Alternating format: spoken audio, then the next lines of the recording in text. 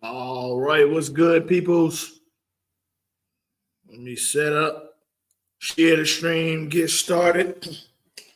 Say what up to y'all. I know I'm glad we're doing the show today because I know it seemed like I was mad, but I'm not mad. I'm just tired of the bullshit, but not mad at all. So I just definitely want to come up here and clear the air on a couple of things. Not mad, disappointed, but not mad. Highly disappointed.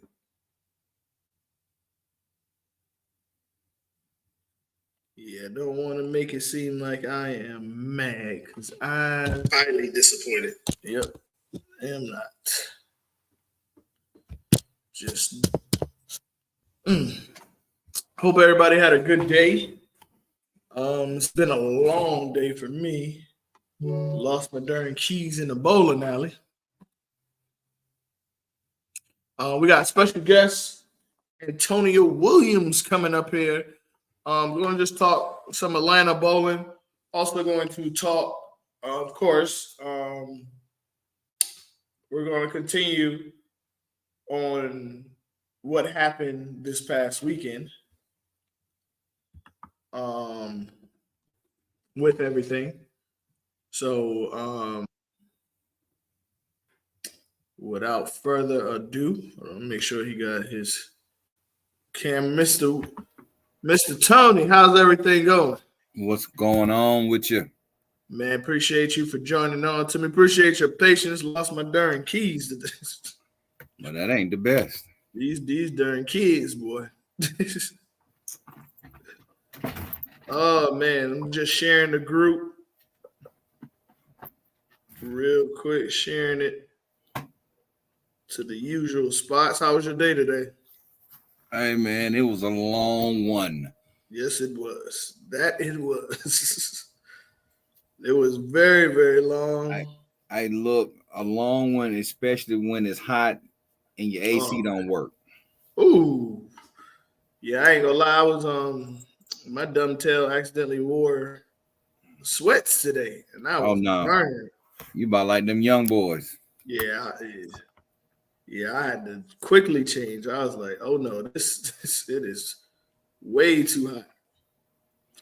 But they the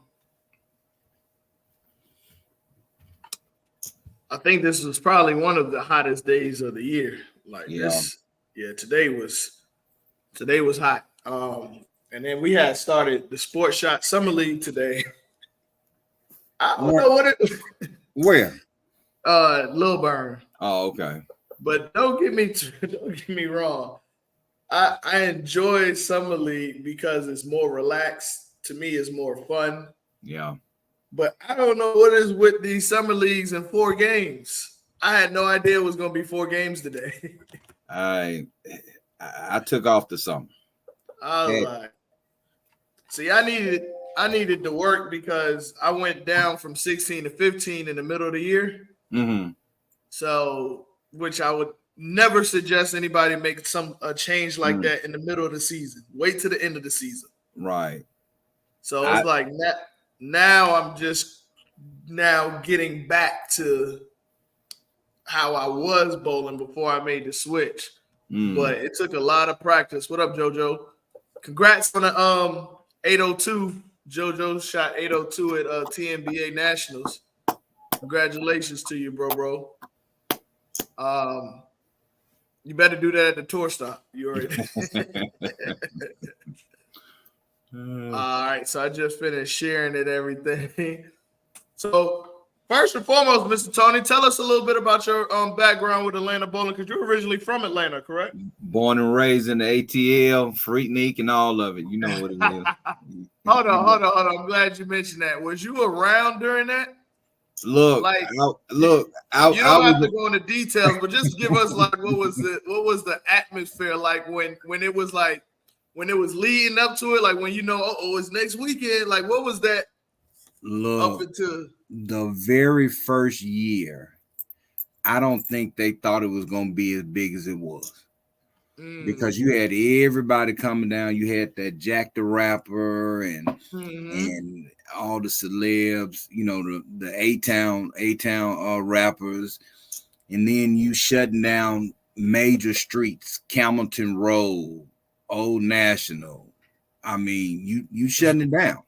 Where cars will stop, you got ladies out, men out making videos.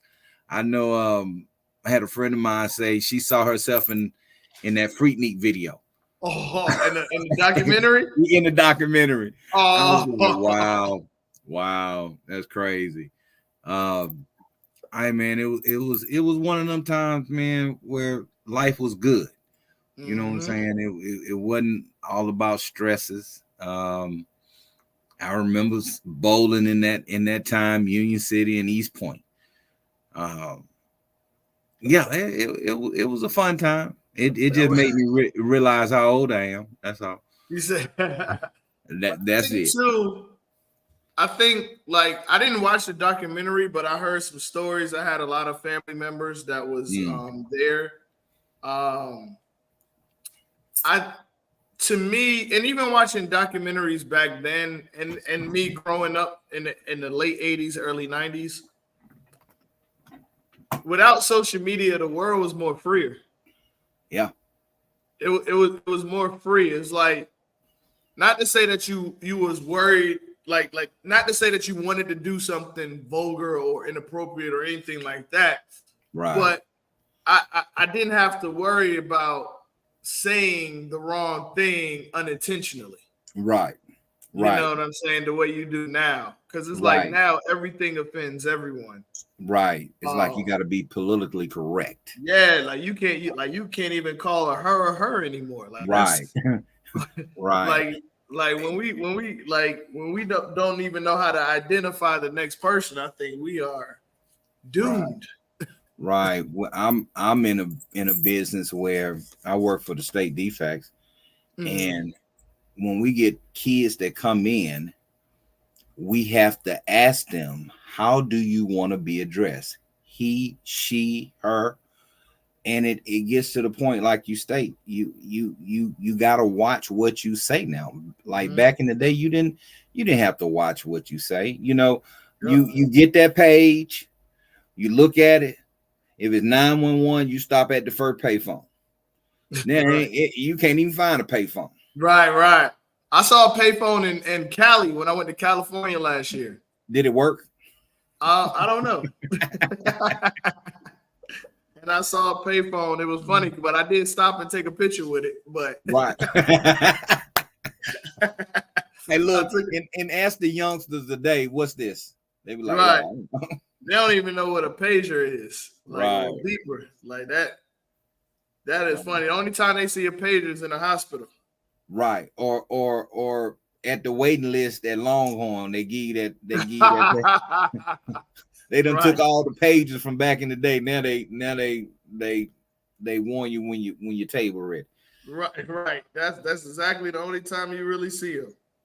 Now, and I've heard a lot of great stories about the early bowling out here in Georgia and Atlanta. Can you describe like what those pot games or what those matches that used to be around before? I don't want to say that it got oversaturated, but with good bowlers. But when you really had to bowl to be known out here, what was those like? You know, I don't think that we knew what different shots were coming up back in the day. When I started bowling, I was 8 years old. And my mentor, that's now Hall of Famer, and I love telling this story because I never forget. My mom took me bowling to East Point, and he tried to holler my mom's, right? So he come down on the lane, and he trying to get pointers. And then he said, if he's interested, we got a junior league on Saturdays. I'm like, okay, cool.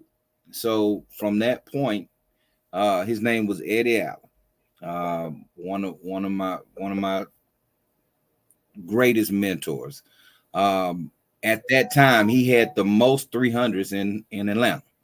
A smooth left-hander. You couldn't even tell that he laid the ball down 1 inch past the foul line. That's how smooth he was. Ooh. There was other bowlers. Greg Black Sr. He was a awesome bowler. We had a coach back in the day named Brisbane, one of the best coaches that I've ever seen. I was known I could strike, but I couldn't make no spares. So I hit him. I couldn't make a 10 pin. So they'll sit back in the back, bet $10 and $20 that I missed the 10 pin, which I would. So Brisbane got with me one day, and he was like, "Look, just flatten your hand out with your strike ball." And I'm like, "How can I stop it from hooking?"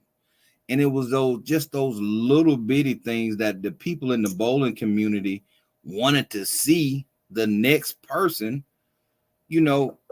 get that knowledge on how to bowl. Yes. So, I bowled when I got out of junior leagues, I bowled in 5 leagues. I bowled Monday through Friday. And then after the league on Friday nights, we would pot bowl we'll start about 10 o'clock. And we went in till about 4:30 that morning, then go over to the Shoney's down the street and grab something to eat. Man, go to Shoney's nowadays, you might come out with a tech shot. Right. And this was every Friday and Saturday night. And then you had the top dogs that want to come in and challenge the Eddie Allens and the Kevin Robinson and the Lonnie Hills. And these were the bowlers. They went out there and they grind. And they took their game on the road to the different tournaments, and they come back and they placed, and they shared that knowledge. Now everybody cutthroat, boy. And it's almost like when I was coming through the junior league, they taught about integrity of the game. They talked about how to respect this game. Now you see people getting angry, throwing bowling balls. I mean, you couldn't do that on the PGA tour, on the golf tour. Ball returns. You know what I'm saying? You can't do that. I mean, and we get mad. I get mad sometimes too. However, this game is set up to enhance your ability to get better across the board. Mentally too. Right. And, back in the day, they didn't have all these high-tech bowling balls. We had a urethane, and then we had a resin ball and plastic ball. And I'll never forget my money maker. I got this sumo, this black sumo. Man, when I tell you it made his money one night.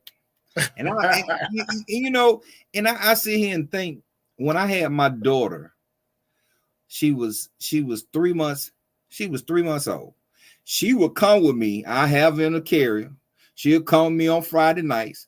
I prop the carrier up so she can watch me, and everybody just watched. They watched it. They made sure she was okay. Like we had this bowler named OC West.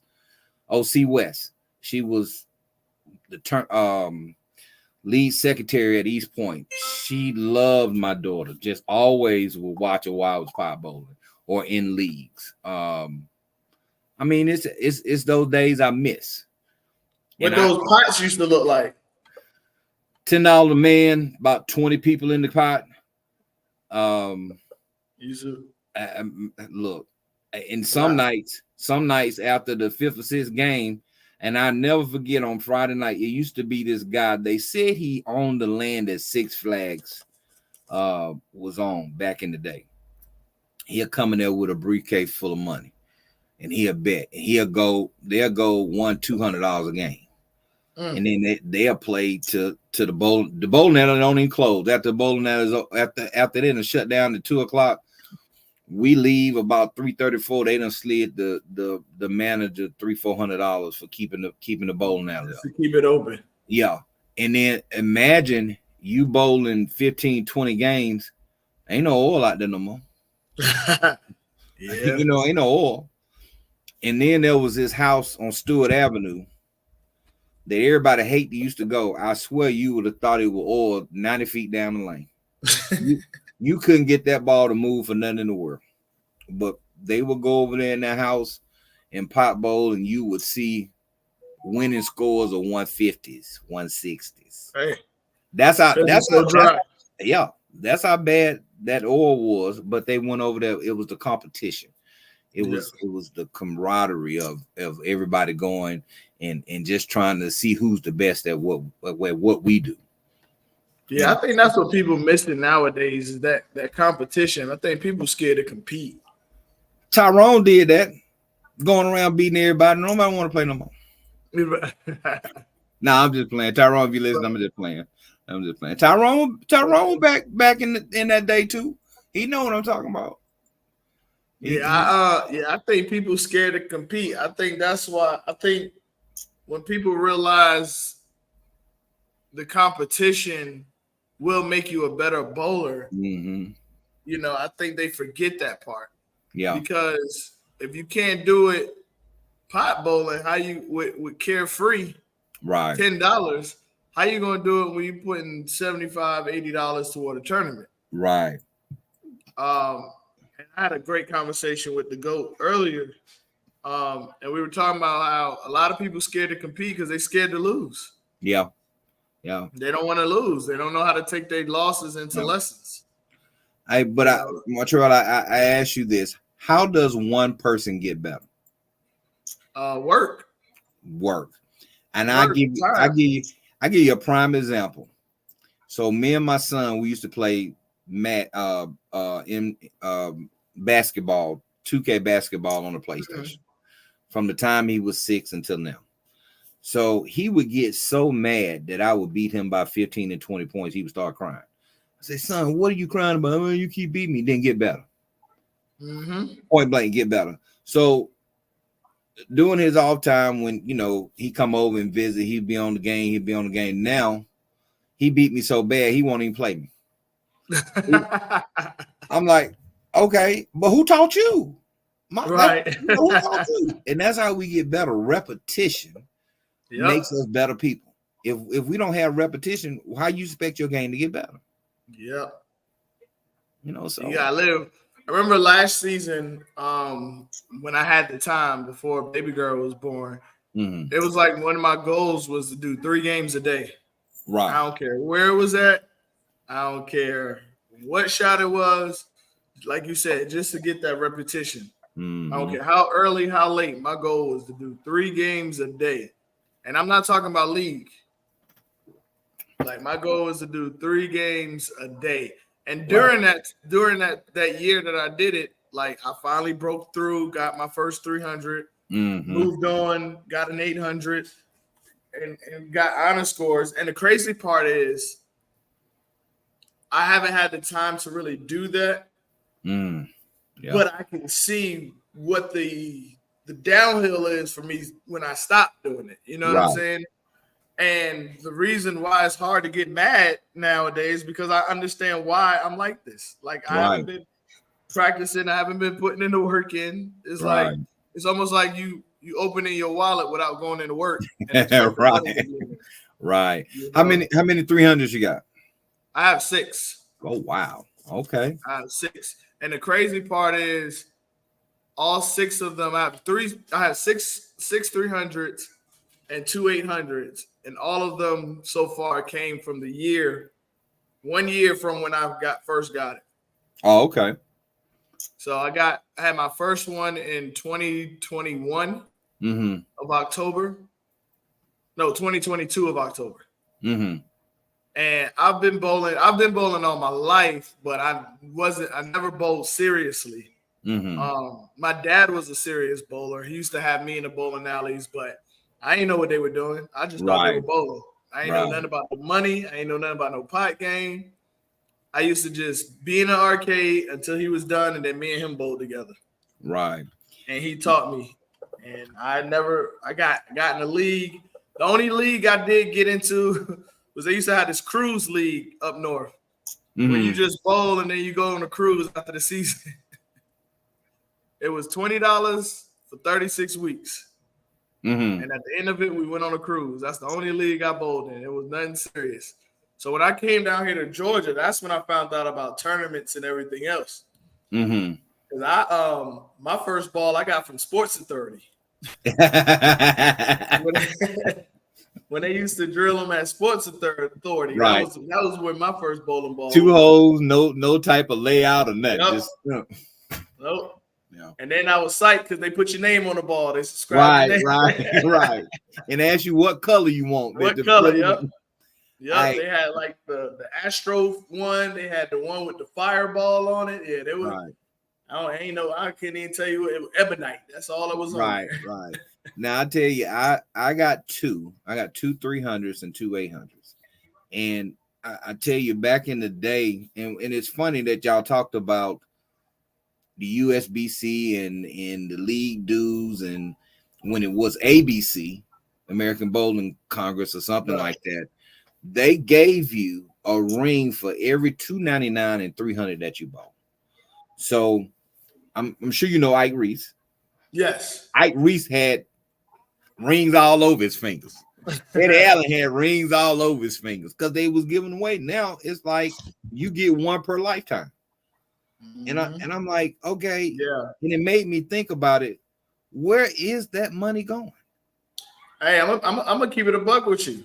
I never got my first one. I never got a ring. Wow. The order form is put in every time I call them. They say they got the order. I never got it. So what's the holdup? Very good question. I've had people say they called and check on it. I've had my first one. I had a 300, I had an 800. I was supposed to get. I've never gotten my ring. Look like you may have to just go get you one yourself. Just right. You know what I'm saying? And they're not expensive. You know what I'm saying? So yeah, no, they not. So I probably ended up doing that. Let me hold on. I just see somebody who just hopped on. Pastor Gregory, happy belated birthday, brother. We need to talk sometime. Happy belated birthday. I haven't spoken to you in a while. But yeah, the 300, yeah, USBC. I just like I said, I know I talk bad about them, but I do plan on joining the USBC and trying to see what difference I can make. But to try to, I know it's going to be a while. I know it's not going to be something easy or something that's going to happen instantly. Though I do understand that it is going to take some work. But like I said last night, man, we have people that are actually passionate to want to do the job. Then I think you should sign up and figure out how to get signed up. To join it. Because I'm gonna keep talking junk until we until we make these changes or find a better system. Because the bowling community is far from dumb jocks. Mm-hmm. We are some very smart, capable, knowledgeable people, and if you can spot somebody not having putting a thumb in a thumb hole or a finger in a finger hole, we can spot imperfections in these rules and fix them. Yeah. Like if you can call out a rule and know the rules like that, then we can come together and figure out how to make changes to make things better. Right. And that's ultimately what we have to do, I think, because the USBC, from what the gentleman was explaining last night, is just a bunch of volunteers with no budget. Mm-hmm. And I can get how it can be difficult. I can get, if you don't have a lot of like-minded or enthusiastic people to make these changes, I can get that. But no offense to you, Tony, but the baby boomers, it might be time to exit stage left. Get some of this young blood and new ideas in here. Yeah. And I don't think there's nothing wrong with that. Or I don't think there's nothing with adding to it also. Mm-hmm. Like that's another thing in the bowling world that I think I get tired of hearing also. It's like, just because you have the USBC, that doesn't mean something else can't work beside it or along with it. Right. You know, like just because we have handicap, that don't mean we can't make up something else that's called kneecap. I don't know, but you know what I'm saying. Like we have to stop thinking like it has to be this. Like Mm, a lot of people, I don't know if you know, but just in case you don't make the NBA, there's plenty of other basketball that you can mhm. get paid and make money off. Right. You know, same thing with the NFL now. You see, they coming out with the XFL, Right. and now they starting to televise the CFL Right. and stuff like that. So it gets a little bit sad when I hear us cut ourselves short, you know, with bringing in new things, Right. you know. So or the UFL, right? The flag football league that they got going on now. Hmm. So that's another big thing that's about to. Well, I mean, the NFL about to be pulling flags anyway because you can barely touch anybody. Right. Pretty So much. Pretty much. so so so now you know you told us you know how long you came up. You've been bowling, you know, down in Atlanta. What are some of the major changes that you've seen? You know, since you know your youth of bowling to now, other than the you know the obvious as far as the bowling ball and the technology. Yeah. Pretty much just the way people um try to manipulate the game, to try to be and this is not towards anybody, just you know what I observe, um to manipulate their bowling balls. I didn't know that you can drill a ball and it can carry anything it hit. I didn't know this until I was in this tournament one day and they pulled this guy off the lane, took his bowling ball and weighed and disqualified. And I waited. had, Oh yeah, wow.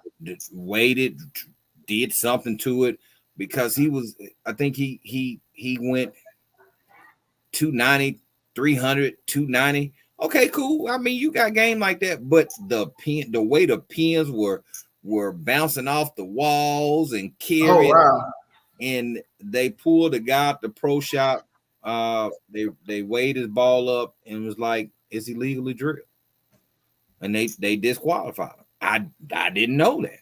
Hmm. And for people to take that mentality and try to enhance their game, that's almost like baseball taking steroids. Yeah. Uh, you know, and it's a disadvantage to the ones that actually go out there and put that work in.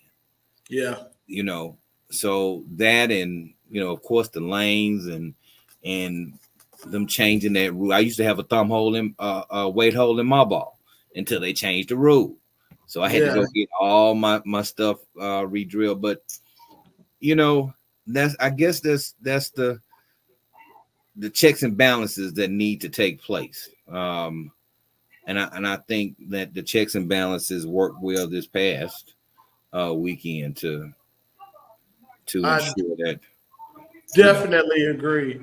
Now, since we stated about this weekend, how do you feel like this weekend, the overall tournament went this weekend? Because you were one of our big helpers. Pretty much the sergeant of arms this weekend. You know what? It was a good tournament. You know, I was going to initially bowl anyway. My girl Marshall, uh, she was asked to volunteer, and she came out to assist. So you know, we was going to Did a great bowl job with the anyway. doubles. The shot, I didn't.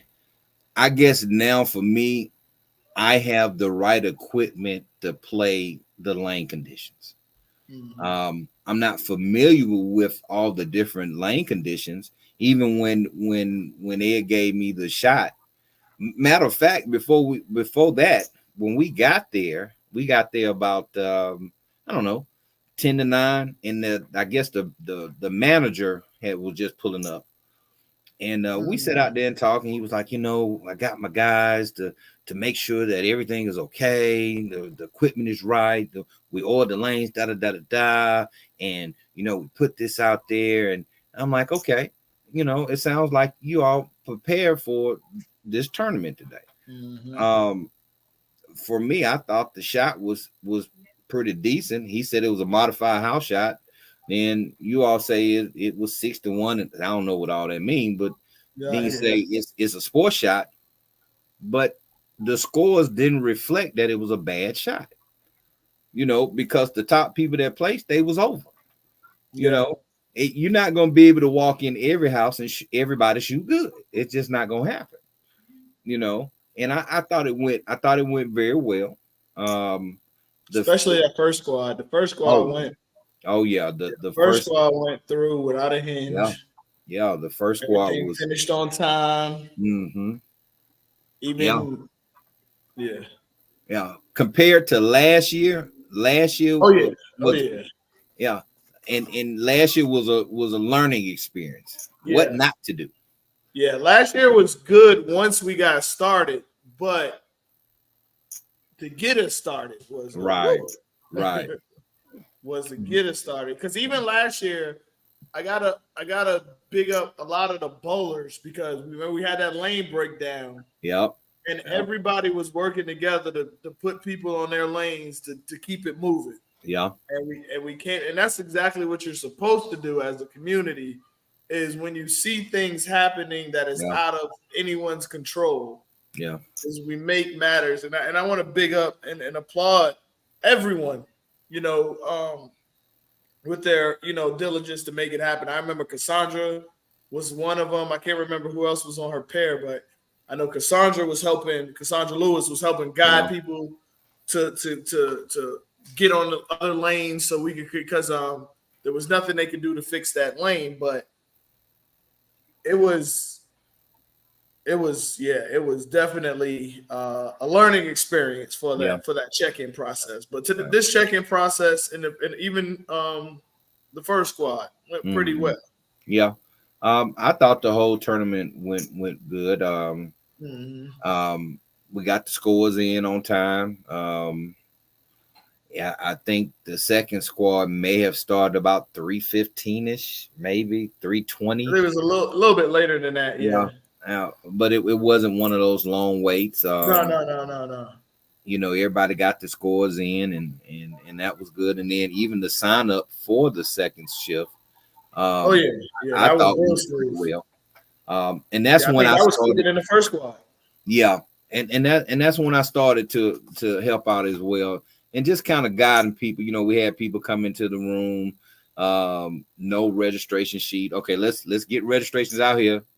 Nobody signing in. We don't need everybody crowded in, and just kind of conducting order and making it just flow a lot better. I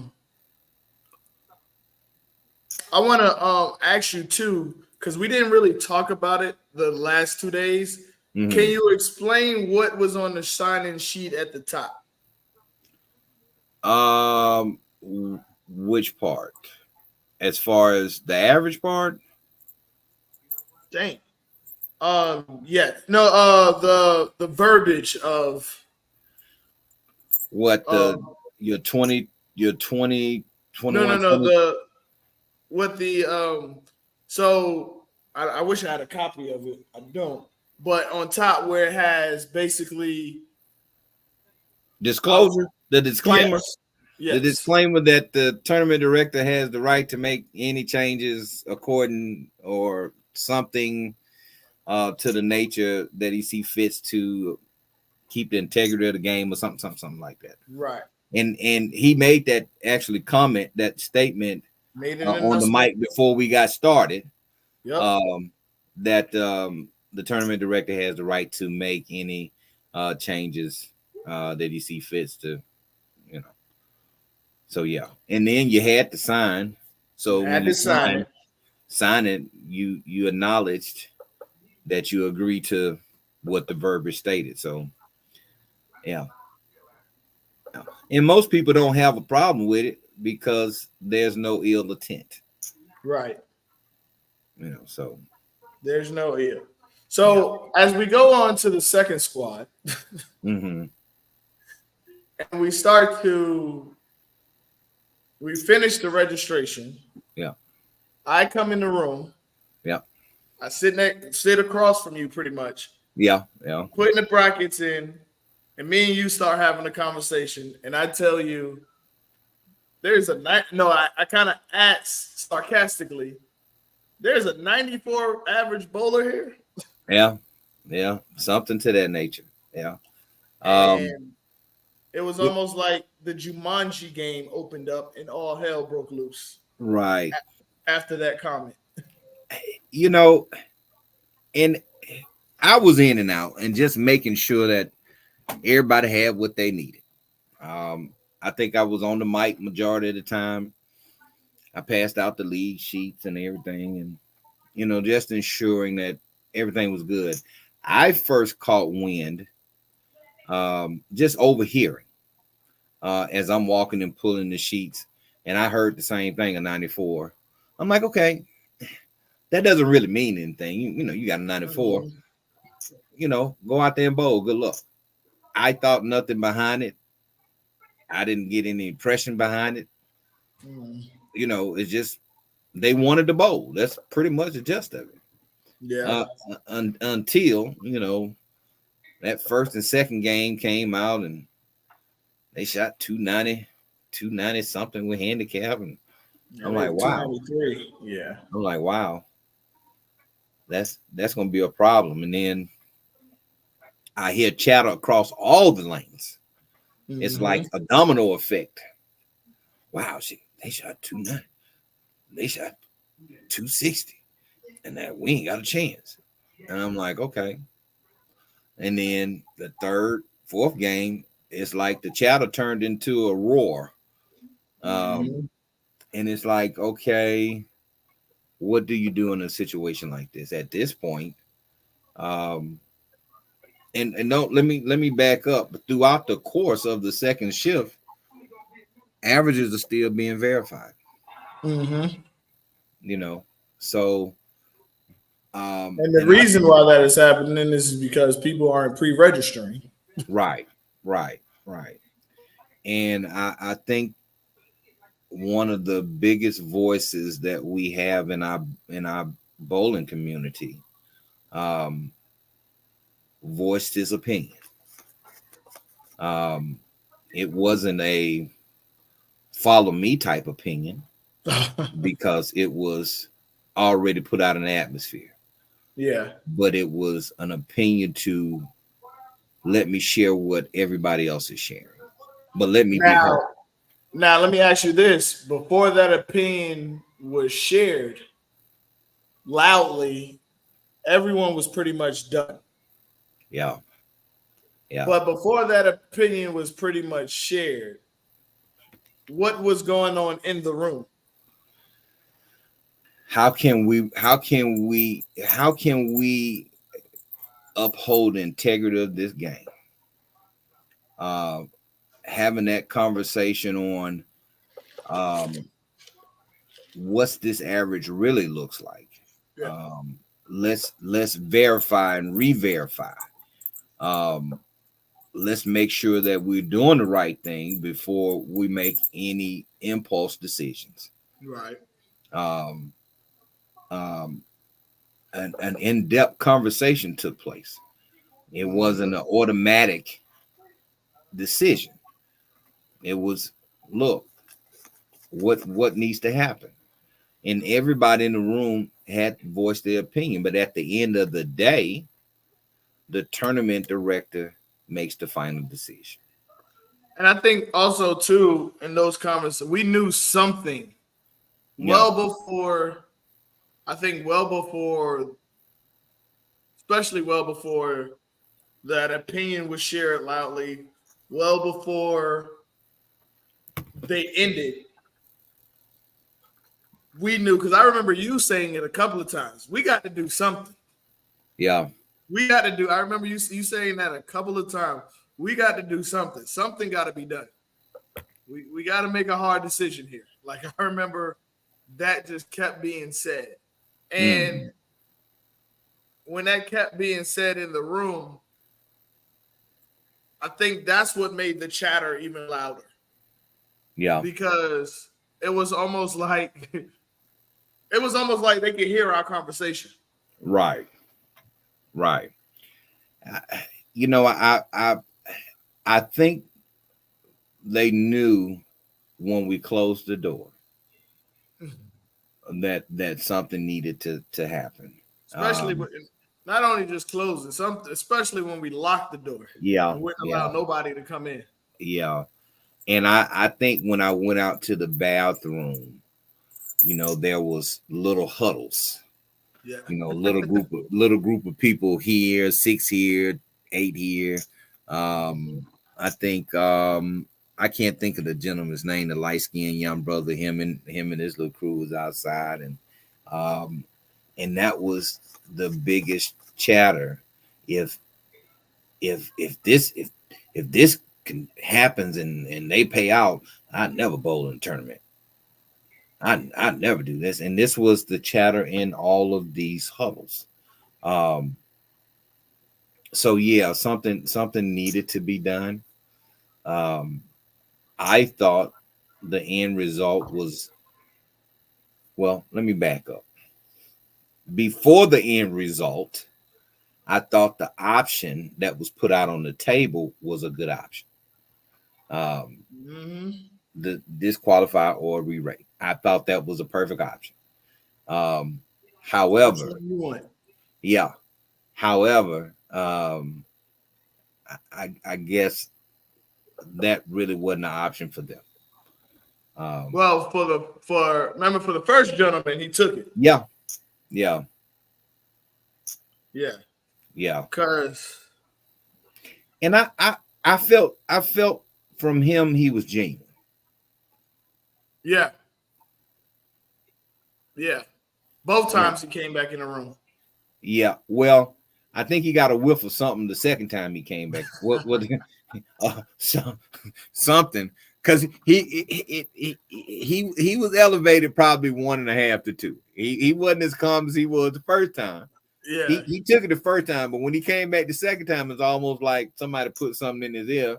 It was definitely that. It was like somebody tried to put a battery in his back and send him back in the room. Right. Because he came back stuttering his ass off. He came back stuttering. He wanted to make sure we knew he wasn't raising his voice. Right. He was making sure, like, you would have thought he was in an episode of Scared Straight. Right. The way he came back in the room the second time. But the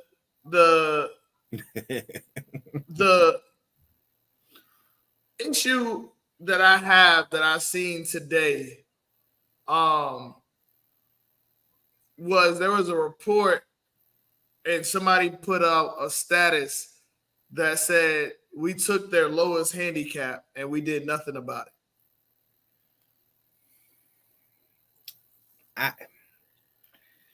Montreal, I'm gonna tell you, I had a conversation, and the conversation was one of those, on a certain part of the conversation, let's agree to disagree. Okay. So I posed this question: at what point, regardless to the dynamics that led up to, at what point do you take responsibility for your actions? Not the actions of somebody else or, anything that nature. At what point do you take the actions for you?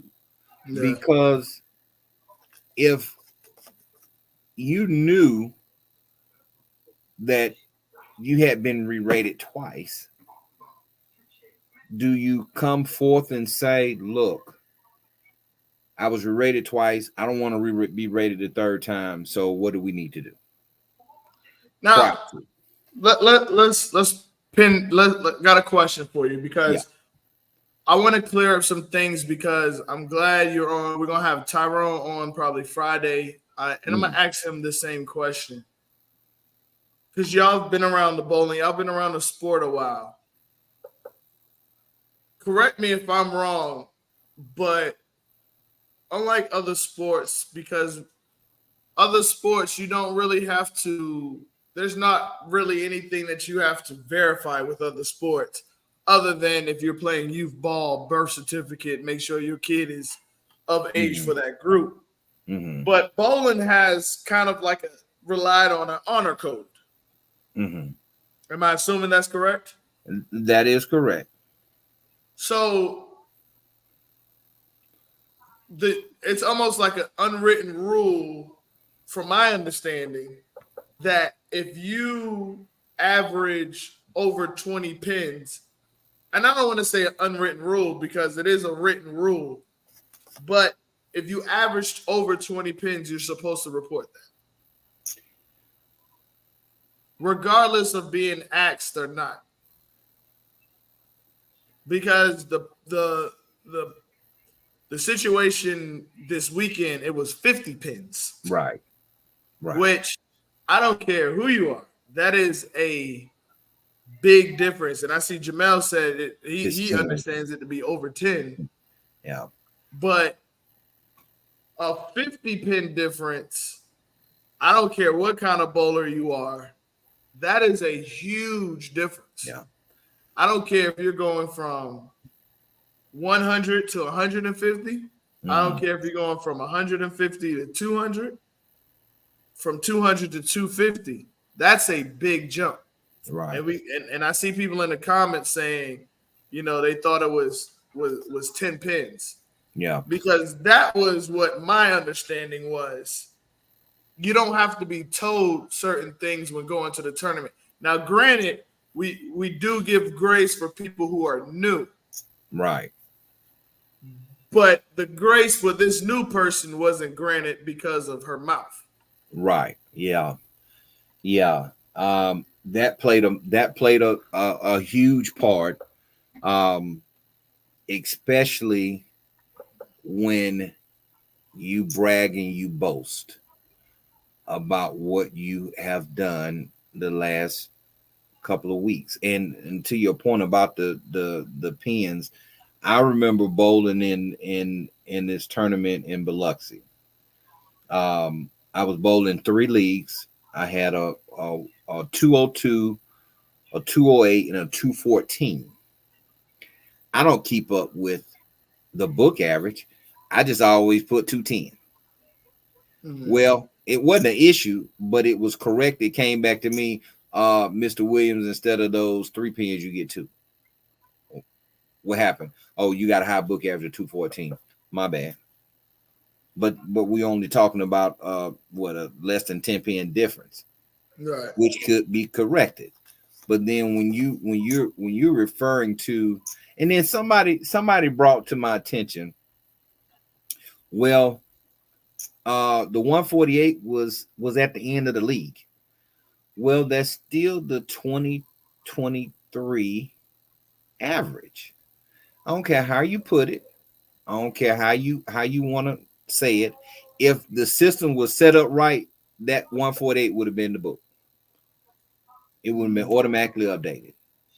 So, and then that's why I posed the question: at what point are you held accountable? Because you knew prior to. Yep. So it's like, yeah, I have a little sympathy. And you had 2 options. Option 1 was an excellent option, but because for what reasons, I have no clue that, oh, I didn't win the tournament. Ooh. Yeah.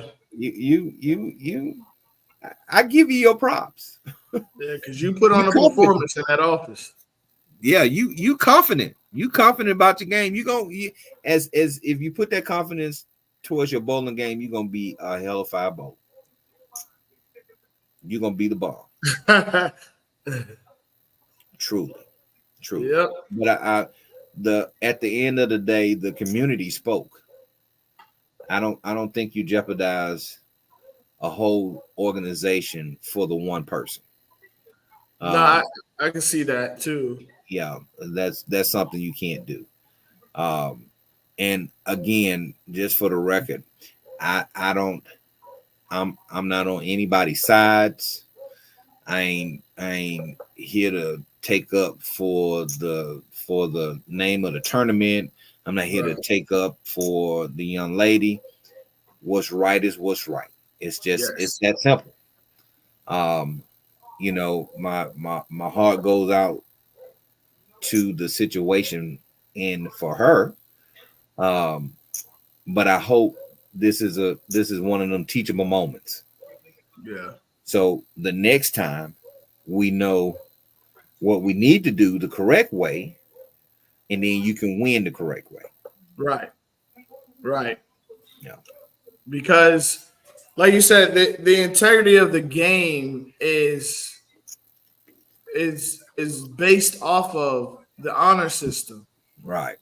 and then the honor system works because it's always verified. Right.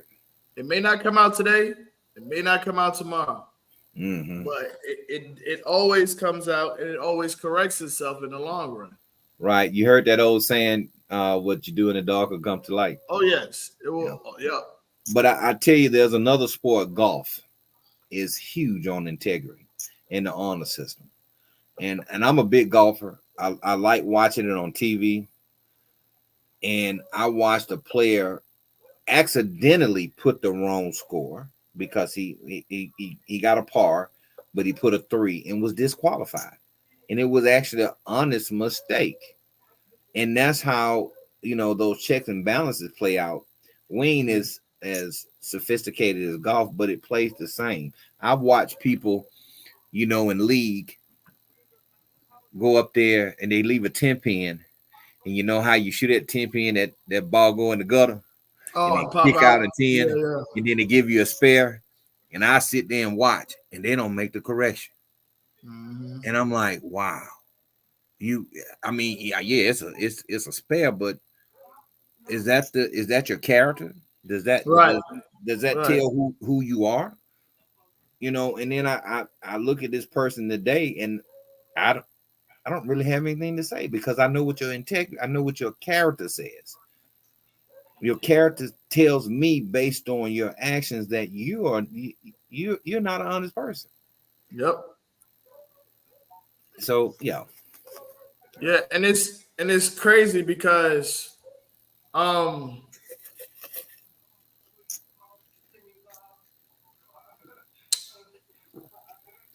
I just got a text from and it kind of, I ain't gonna lie to y'all, today was rough. Um when you know people who love this game and they put a lot into it, um unfortunately everybody don't get the results that they want out of it. Yeah. But it's tough because um before I make this announcement, the guy who I called, he just texted me, and I need him to hear this too. Oops. Whatever it was, Montreal, I see the expression on your face. Yeah, it's not it's it was tough. It hit me. It was hard. Hold on. Hold up. Let me send this to him, and I can kill two birds with one stone.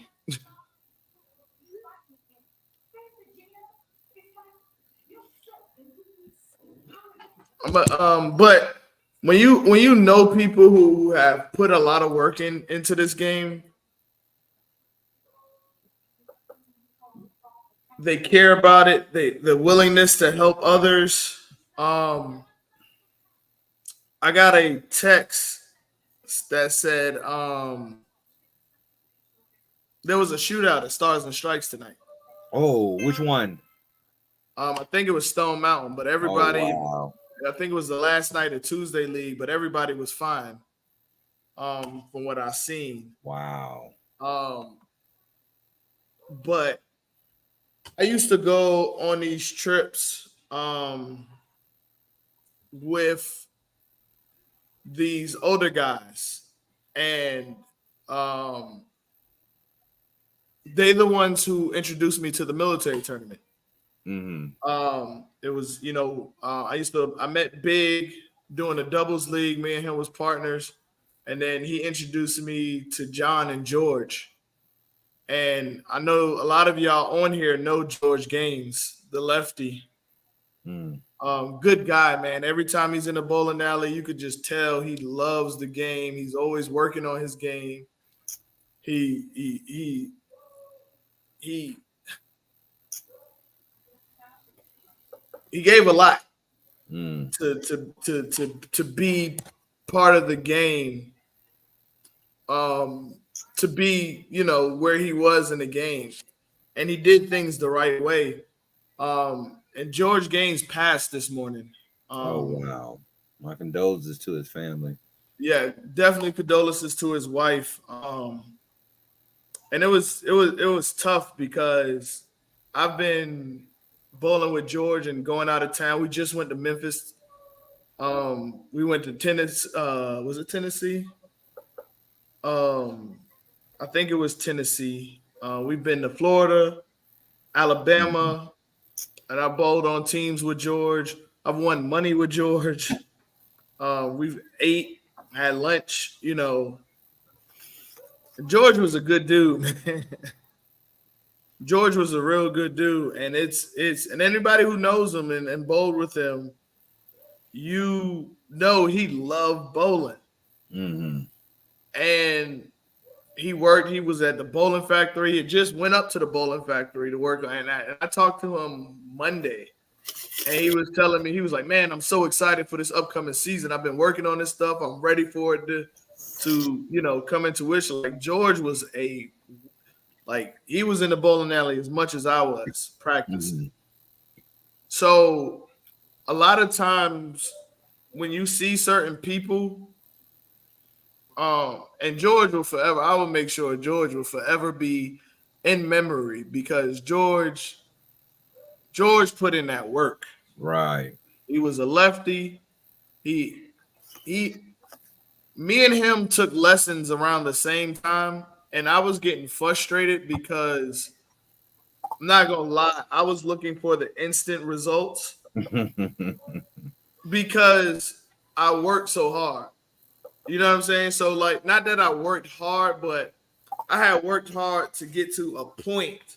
And then when I got to the point, I expected myself to take a lesson and then just jump to the next point. Right. And George said, you have to, when you take a lesson like that, and when you take training, Mm-hmm. you have to be prepared for your game to take a dip before it comes back up. Right. And if I'm lying, I'm flying. And I remember telling this to Big. I remember telling this to Dana. Matter of fact, me and Dana just went to Augusta and we were just talking about this. And I told him what George told me. And if it wasn't for him telling me that, I probably would have quit. Not quit bowling, but just quit the learning the new thing and went right back to where I was. Mm-hmm. So because he told me that, that made me appreciate the lesson even more and appreciate the struggle even more. Because Frederick Douglass said, if there's no progress without struggle. Right. So Great. when we talk about these tournaments that we put together, and we talk about it and we put them together off of true passion. So when people don't appreciate the game, like you was talking about earlier, having respect for the game, having integrity, and then we lose legends like George, who literally was bowling all the way up until his last day, doing something he loved, which we all could take notes from. It hurts. Yeah. It really does. It hurts because I think you said it earlier. Life is hard, man. Yeah. It is. Life is hard. Relationships is hard. Yeah. Paying bills is hard. Right. Going to work is hard. Driving a car is hard because people don't care on these roads. And your only out of relaxation is peace is this game here. Yes. You know, how many times have you looked forward to bowling after you done bowled a Monday night league? You look forward to the next Monday night because you want to try something different from the past Monday night. You're like, man, you know what? I could have did such and such. Yes. You know, and you said it. You said it best. You know, the love for that game, is it's rewarding. And then when you see people that want to jump the line per se, it's frustrating. Yes. It gets frustrating. It is very frustrating because I know a lot of people be wondering, oh, why are we keep harping? Why are we talking? What is going on? I know people love the drama, but we keep saying it over and over. Like the goal is not to tear this. We're not trying to tear this lady down. What we're trying to do is educate and stop people from doing this in the future. Right. You know what I'm saying? Back in the day, they used to put you, what they call that thing, the guillotine or something like that, and they used to throw rocks and stuff at you. We're not trying to do that. We're trying to teach you before you go out and do, before we give you a chance to understand. Right. I know a lot of people say a lot of things.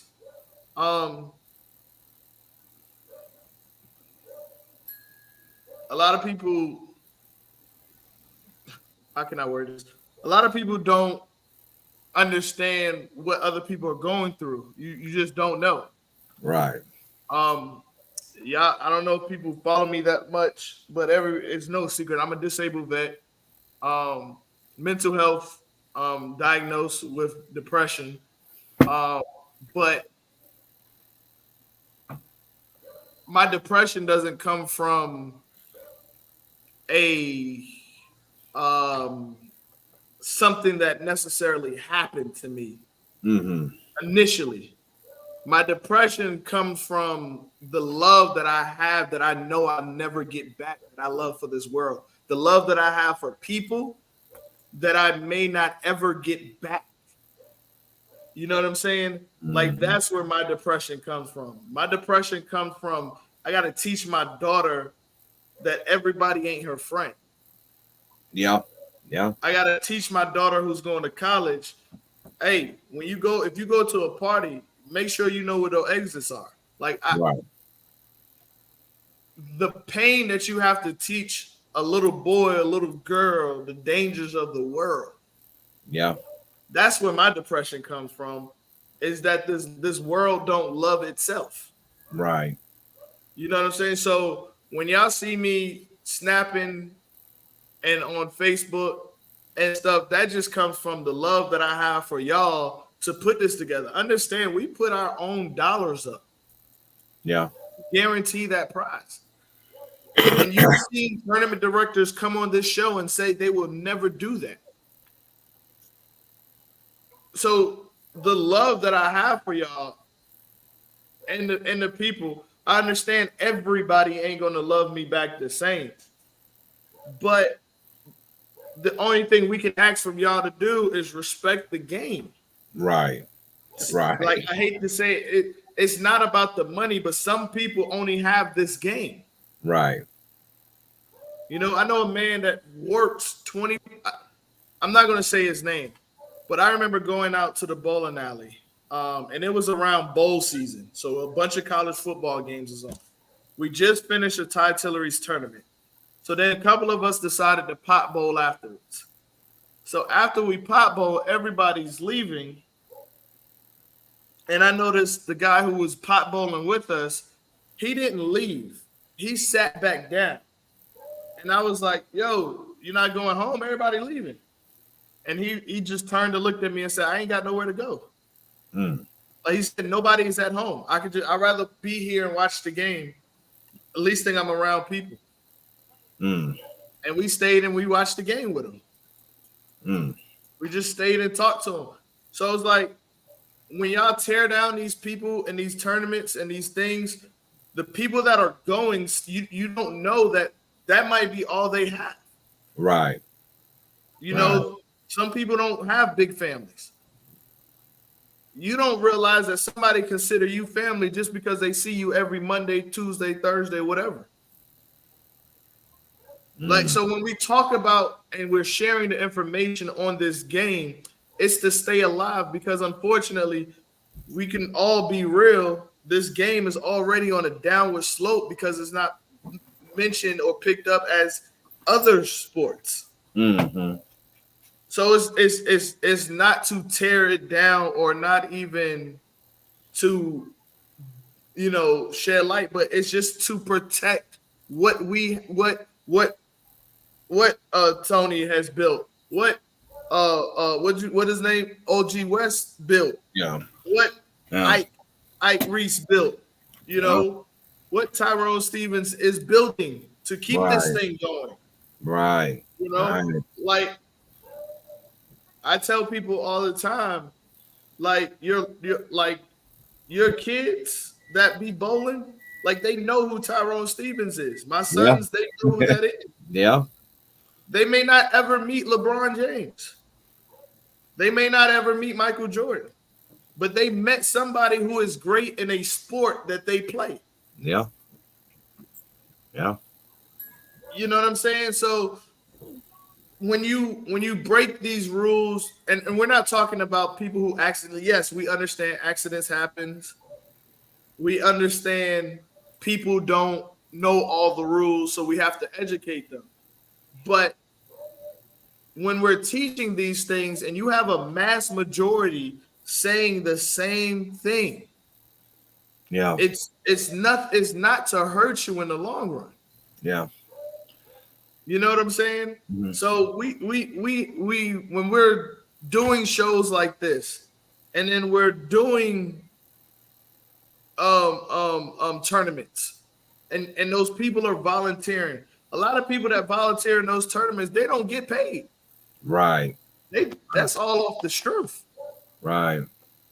You know, like anything I do in the bowling community, I don't look for a paycheck. Man, I just love I grew up in this sport. My mom used to drop me off at the bowling alley and leave me.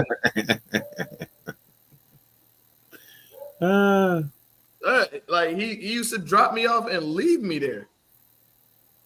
Like you can she and I'm gonna be real with you. I was a basketball player, but I hated being dropped off at the recreation center because the basketball gym used to be used soccer, volleyball, kickball if it's raining. Like they use the basketball gym for everything but basketball. But when you go to the bowling alley, there's only one thing you can use the bowling alley for. And that's the bowl. You can use a football field to play soccer, lacrosse, all of that. But in the bowling alley, you can only use it for one thing. So when we talk about respecting the game and the integrity of the game, it's for our fallen soldiers that played this game all the way. You got people that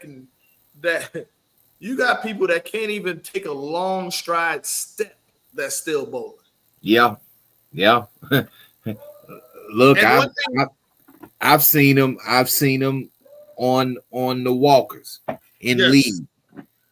You know, and when I saw that, I'm like, wow. You refuse to give this game up. Refuse. But the crazy part is Ant can still play it. Like, it don't matter how many limbs. It don't matter how many, because I bowl with the veterans on Wednesday. We have people in wheelchairs that's bowling with us. We have people with I don't know if this is the correct term, and if it isn't, I apologize. We got people with two prosthetic legs. We got people with one prosthetic leg. We got people with one arm bowling. We got people that's bowling with something I just seen. It's like it's a bowling ball and it has a long handle like a suitcase. and they pull it up, and instead of them putting their hands in a hole, they hold that and then bowl Like, with that. okay. It's like, yeah, and it like retracts into the bowling ball. Okay. So you like this game is always going to be here for you no matter what you do. Right. Basketball, shit, I jumped my last jump 2 years ago. I ain't jumping for shit no more. That shit hurt. like, like I'll run around a softball field, you know, but I'm not jumping or and I love basketball. Mm-hmm. Like that's why I referee to stay around the game. Yeah. But in bowling, you the referee, she's the referee. Yeah. We're all the referees to make sure this game stay true. So when we see people, just like when we pulled Tom into the room the first time, Mm-hmm. Tom was polite, Tom was respectful, Yeah. Tom understood everything we were saying. Sugar's up, he apologized, he took the re-rate, and he walked out of the room. But Montreal, I'm be honest with you. I really don't think he knew. I don't know. Just by his demeanor, his attitude, and the way he took it. If he did, he played it good. But I just don't think his intent coming in was to do that. Right.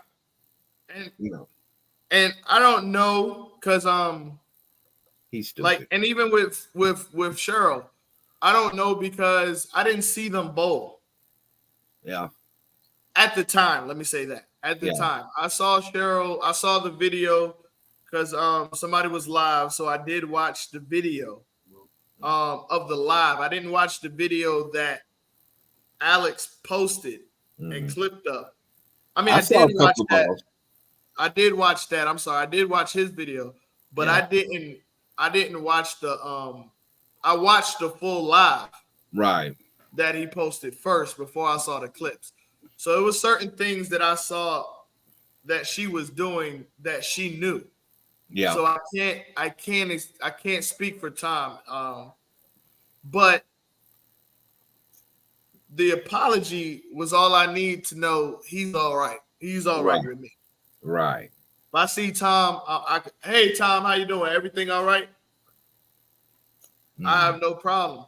But when you try to explain to somebody what they did wrong, and they basically spit in your face and make a mockery, going outside, walking in people's face, talking about, hi, I just won the tournament. Can you train me?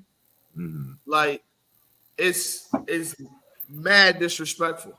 Well, let me ask you this, and I don't think I heard your opinion on this the night of when we got Joe Spain on the phone.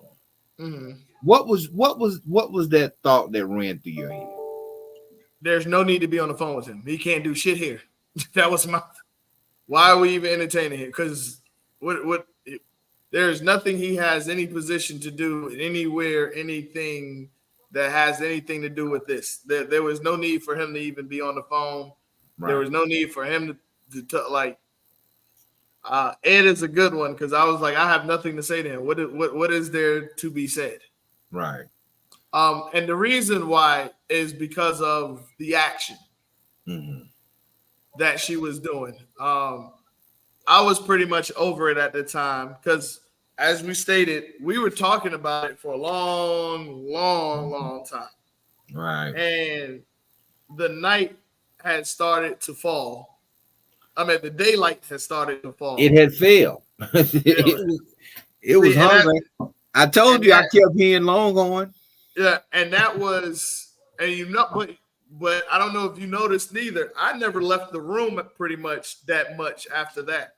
So I didn't even know what the temperature was. I just knew we had a situation, and I was getting to the point where I was tired of talking about this subject at tournaments because I get tired of hearing it every single tournament. Mm. I know people make jokes about it. I just get tired of hearing it. Mm-hmm. Like, so it's like now it's almost to the point where now is if you think somebody's doing it, something needs to get done. Mm-hmm. Do you think You know? they can recover from this? Yeah. Yeah. I think this is just something interesting for the summer to talk about. Mm-hmm. That's really how I think. I think they could come. People forget, just like you have people all the time that did something that you hear rumors of, or know or seeing them do, and they right back in the bowling community. You know, I think they can recover. I think anybody can recover with the proper respect. Mm-hmm. You know, but you have to have that respect first. Yeah. If you still coming in here making a mockery of it, no, I don't think they'll be able to recover. You think? Do you think all parties need to come and kind of have a kumbaya moment and resolve this and kind of? I was actually hoping that was going to happen last night because I know Anita was in the chat. Anita was in the chat. So I was hoping that she did. I did extend the invitation, you know, to her to join on when Ed was on here. So hopefully we could have, like, maybe we were so upset that we couldn't hear her. Yeah. Yeah. You know what I'm saying? Because I believe that there's two sides to this story. And I say that because I believe that a conversation needs to be had before anything else takes place. If anything else takes place, or going to another tournament, and something like this happens again, I think that a conversation need to be had, and just kind of, and we talked about this last night about that rule. What do we start that rule book on how the game? Maybe this is one of those teachable moments where we can share that information with her. And I think another thing that needs to be noted that people don't, I mean, I ain't gonna say people, but maybe that person didn't realize is there was a lot of tournament directors at that tournament. So for you to think that you can just go into another tournament and do the same thing, I'm gonna let you know, like there were other tournament directors, right? Yeah. Yeah. So you're going to have to take some humble pie and probably understand what we're trying to tell you, right? Because we were just the decision makers and made the decision to make it happen. Everybody knows, unfortunately, we're in today's time where you're also going to be judged by popular opinion and your peers. Yeah. So you're not escaping this. The only way you can escape it is by having respect and playing the game the way it's supposed to be played. Because I'm a big fan of second chances. Yeah. Life gave me big. I can't, man. Shit. I'm with you. I'm with you. I tell people all the time, but people who I'm closest with, when they're around my mom or my family come and visit, and they want to come to the bowling alley with me, it's hilarious to me because the Georgia side of me and the people, the Georgia Martrell is not the same Martrell that my family grew up with. Like, I love my mother to death, but as a youngster, I put her through hell.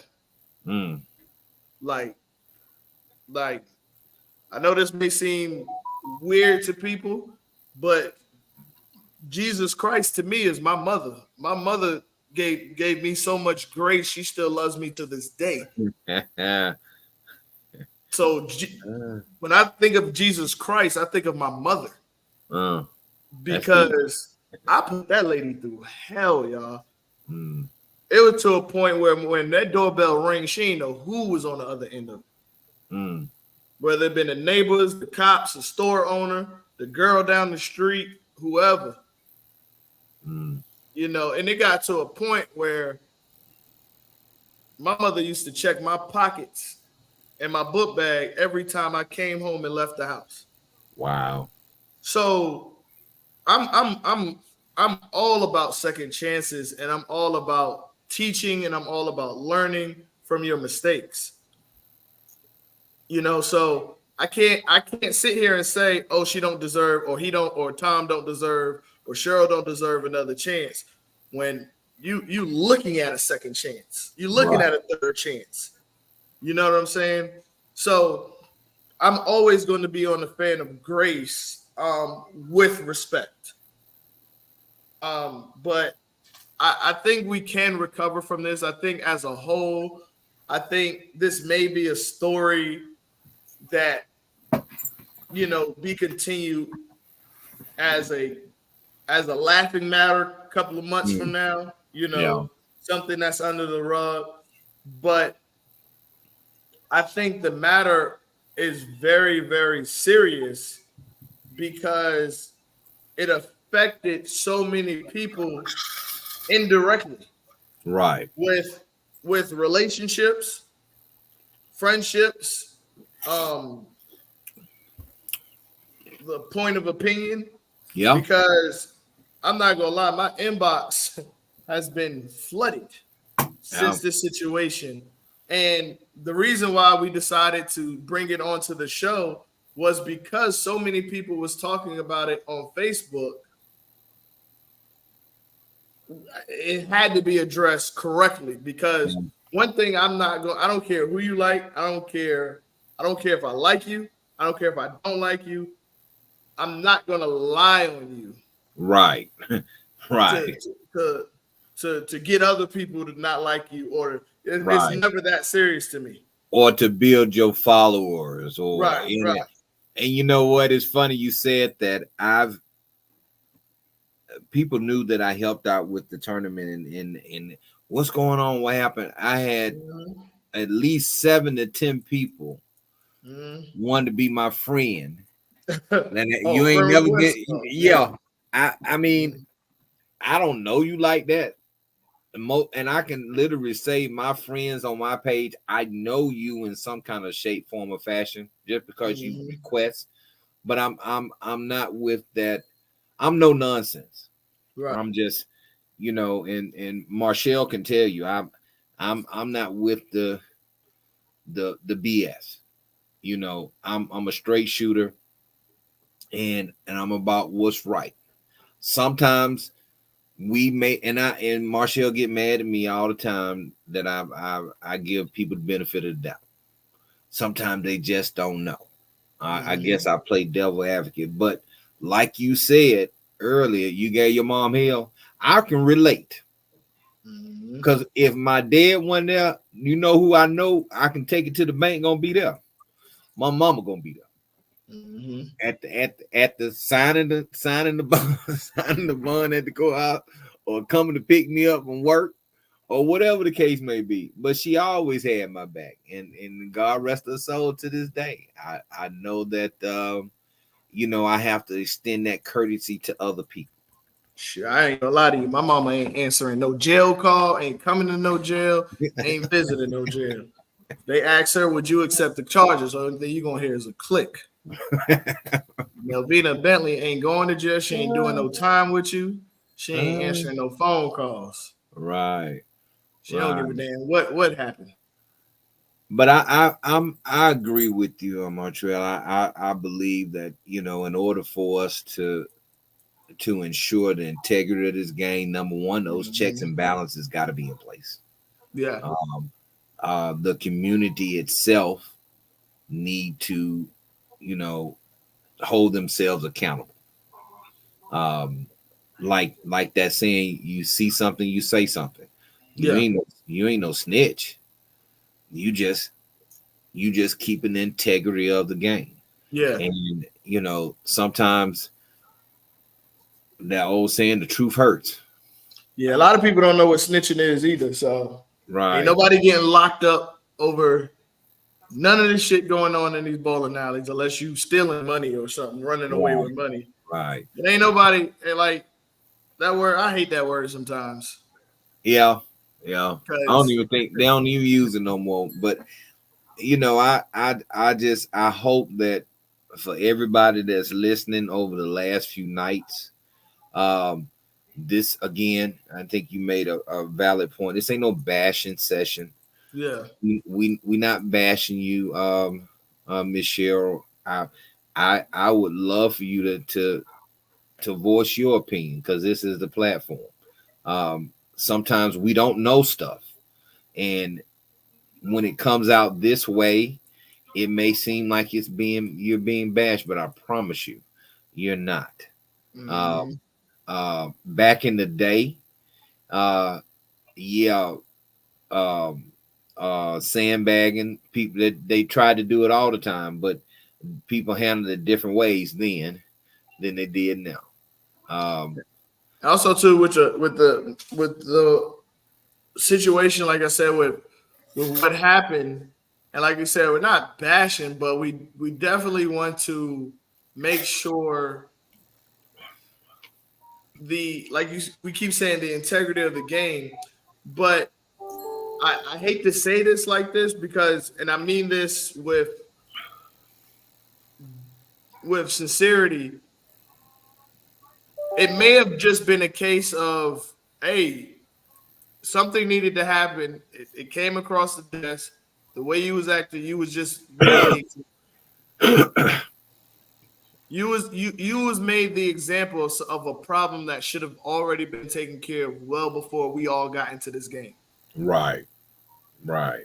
Let me say it like that. I think that's the best way to say it because I've had tournaments where people was trying to force me to re-rate some people. I didn't feel like they needed to be. I've had tournaments where people told me that's a sandbagger. You need to do something, and they ain't even throw a ball yet. So like I said earlier, it could have been a case of if it was not Cheryl, it could have been fucking Johnny Gill. Yeah, And yeah, this happened to him, yeah, you know, and he just got caught that day. yeah, And it's not nothing against you.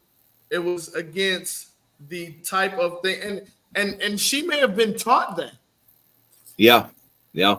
She may have been taught, hey man, when you go to tournaments, hey man, you want to keep your average low. I've heard people talk like that. You want to keep your average low, so when you go to the tournaments, you have all this handicap. I've heard Yeah, people talk like I've that. heard that So before too. she might have been taught that. Uh-huh.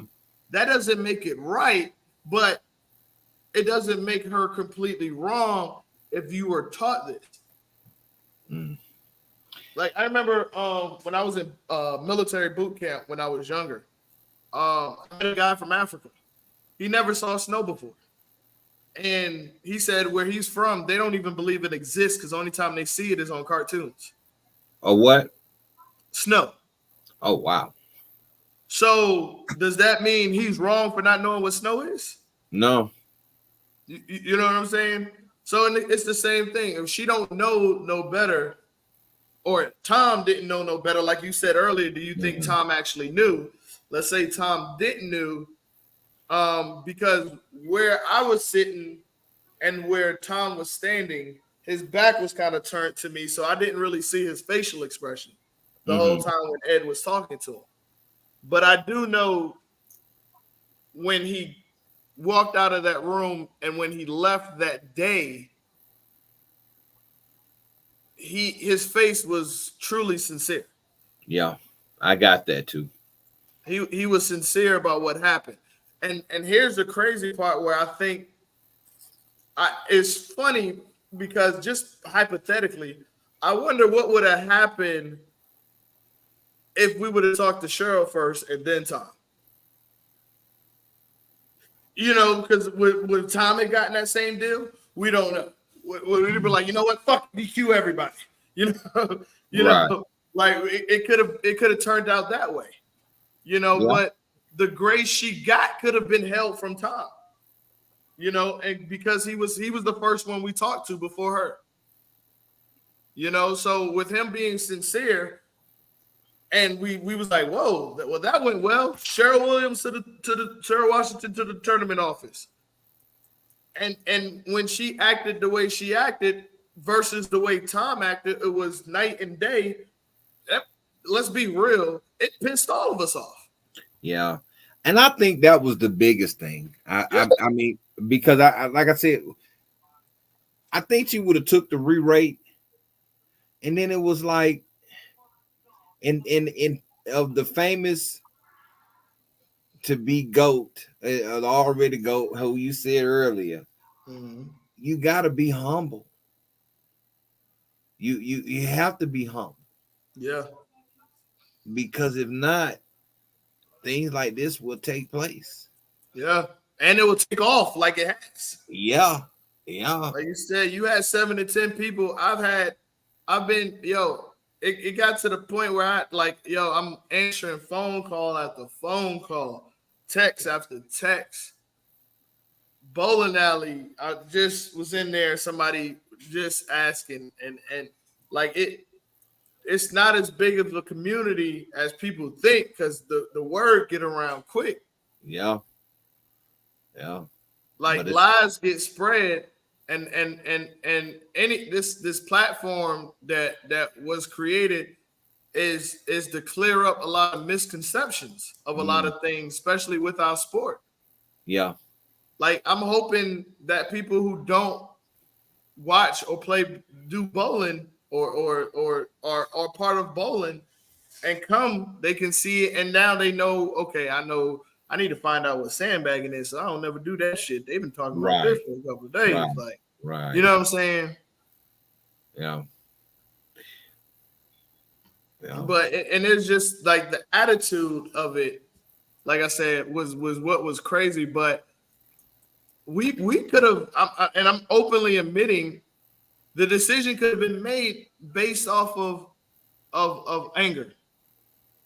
Yeah. You know, like, I'm not saying what we did was fair, and I'm not saying what we did was not fair. But what I'm saying is, at the time, we felt like we were doing the right thing for the game. Yeah. For the people that came and they spent their Saturdays, and the people that was outside that office waiting to hear the results, and the people that had paid their money, and the people that wanted to come and couldn't come, we felt like we had an obligation to this sport to hand down the decision after she acted the way she acted, was to DQ and disqualify her and Stanley. Right.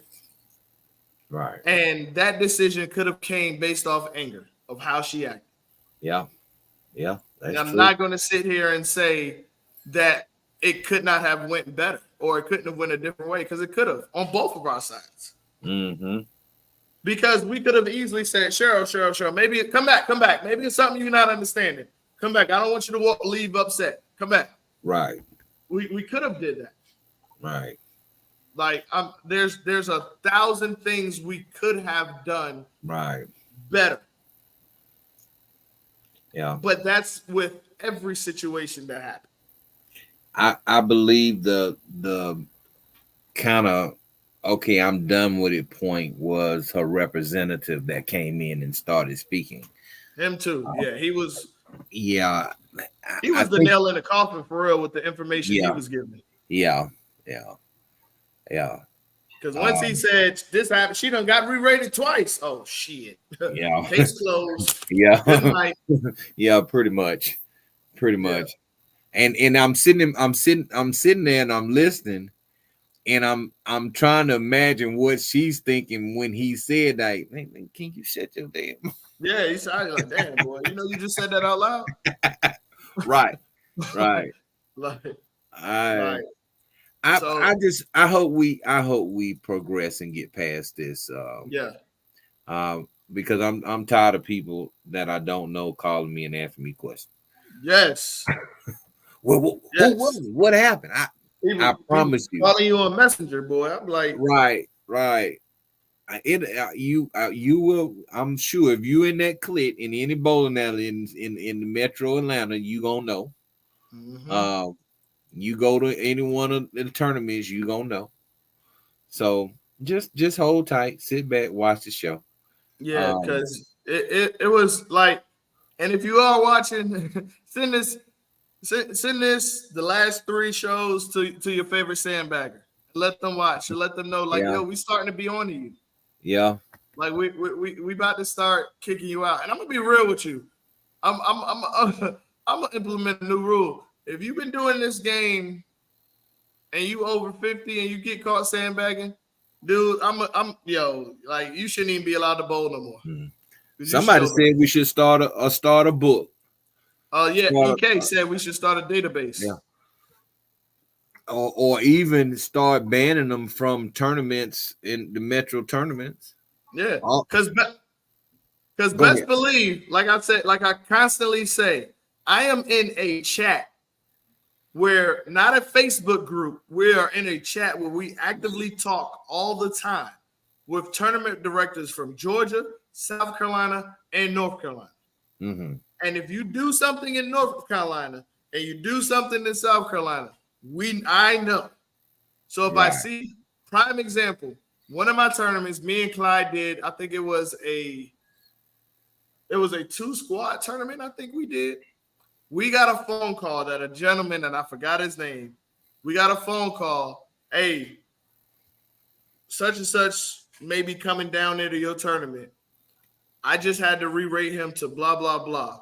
Make sure he tells you his correct average when he can, right? So me and Clyde is like, all right, we got you. We wrote his name down. I ain't gonna lie to you. I'm like, there ain't no way in hell. Now this dude who called us, was in Fayetteville. Everybody know Fayetteville is like 6 to 8 hours. Mm-hmm. Like, dude ain't driving out here to 6 to 8 hours. Guess who was the first person in line? Yeah. It took us from the time that he came, he was the first one in line, all the way up until we were getting ready to start practice for him to acknowledge his new re-rate, or the re-rate that they told us to, that we was going by for him. We Mm. would not let him go by anything else. We won't hear nothing he said. So we talk. So don't think you may get away with it, but you Right. won't get away with it for long. Right. Right. Like, I like Right. to watch battle rap, and a famous battle rapper gonna say he got away with it, but he didn't get away with it. Mm. I heard that. Like, so, Montreal, I greatly appreciate the invite um today. Um mm, I think we shared a lot of things with a lot of people. mm-hmm. Um, like I said last night, for us 50 and over, it get late for us. Oh yeah, yeah. But I definitely appreciate you coming on. I definitely appreciate you definitely clearing up some stuff, because it it's hard for some people to look at and listen to the truth when people are directly involved into it. Yeah, And sometimes they need that outside voice or voice of reason, like yeah, yourself and yeah. Miss Marcel. I definitely appreciate both of y'all. I Yeah. appreciate Miss Denise. I appreciate Ed for coming on and just sharing their story and sharing their view of what happened. Because one thing, like I said, we don't want to misconstrue anybody's character or anybody's thing. So when we start spreading lies, like, that's one thing about me is I only got two things, and that's my name and my kids. Right. You That's it. know, and I'm gonna protect both of them to my dying death. So I hate when people lie on my name. I hate when people don't be truthful about certain situations, because we too grown to be lying. We too grown to be lying. Saw somewhere that said Tyrone Stevens went plus 170 and didn't make a dime. Yeah. No. I don't know who said that one. That man walked out of that tournament office, him and Miss Charisma, with about 8 envelopes. Yeah. Yeah. I'm Yeah. exaggerating a little bit. Probably was like five or No, six. no, But no, no. it was up there. Yeah. Yeah. Yeah. They did well, and I'm proud of both of them. I'm proud of everybody, even the people Yeah. that didn't cash. Yeah. I'm proud Yeah. of everybody for, it's tough bowling singles. Yeah. You only got you. True. You know what I'm saying? It's tough bowling singles. Like, all you got is you. Basketball, you got a team. Tennis, you got a coach on the side. Bowling is just you and your thoughts in them bowling balls. Right. So, but yeah, we want to definitely appreciate everyone for tuning in. Everybody, please keep George's wife in their prayers. He's definitely going to be missed. We love you, George. Definitely going to continue to take care of this game that you love. Almost definitely. And if I hear anything about his family doing, I definitely will. I definitely will be sharing. So Okay. anybody who wants to, I will find out the information on the services and everything, and I will post it. Or if somebody wants to figure out how to send his wife something and everything. Shout out to the winners, Norris Cote and Joyce White. Shout out to you. I'll try to have both of them on the show over the weekend. I'm going to talk to Mr. Tyrone Stevens and have him on Friday. Definitely want to do him Friday or the weekend, pause, because I know a lot of people are going to want to tune into that. So I'm going to try to do that on a Friday. Tomorrow, Wednesday or Thursday, I'm going to get with Ray. We're gonna jump back into UBA. We're going to give this subject a break for a day. So please, if you want to know more about it, go watch the shows. There's plenty of information, plenty of explanations on these. We're going to give it a break tomorrow. We're going to be going back to UBA. We're going to recap the tour stops and the next position round.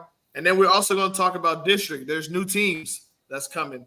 So we're going to talk about all of that either tomorrow. I'm going to get with Ray to see if he can go tomorrow. If he can't, it's going to be Thursday. So appreciate everybody for tuning in. Appreciate you, Mr. Williams. Appreciate you. Thank you. No problem. Anytime you want to come back on, man, we can talk. We can talk bowling. You need to get a left-handed female on there. Hint, hint, Marshall. Oh, hey, whenever she's ready, she got some big things coming up. Oh, yes, sir. Yes, sir. So I can't wait. So love all of y'all. Y'all have a good night. All right, have a blessed one, my brother. You too.